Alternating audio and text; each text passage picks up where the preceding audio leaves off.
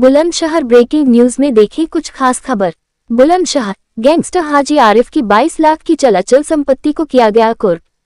Gangster act की धारा 14(a) के तहत गैंगस्टर हाजी आरिफ की संपत्ति को किया गया कुर्क।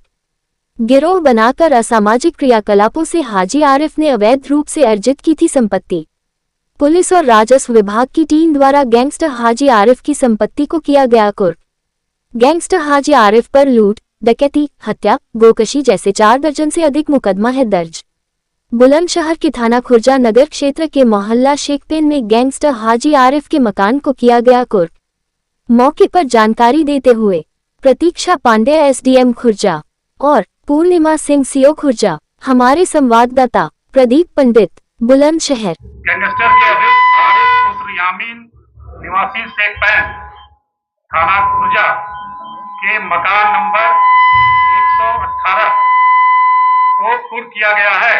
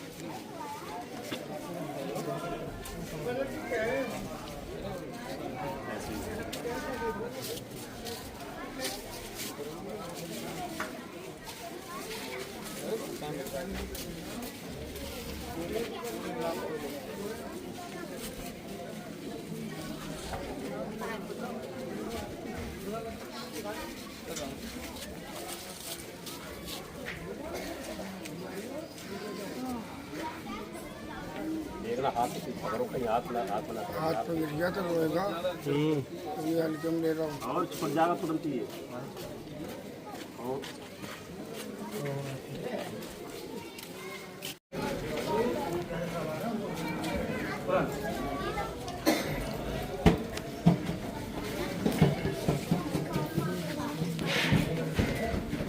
चलो हटो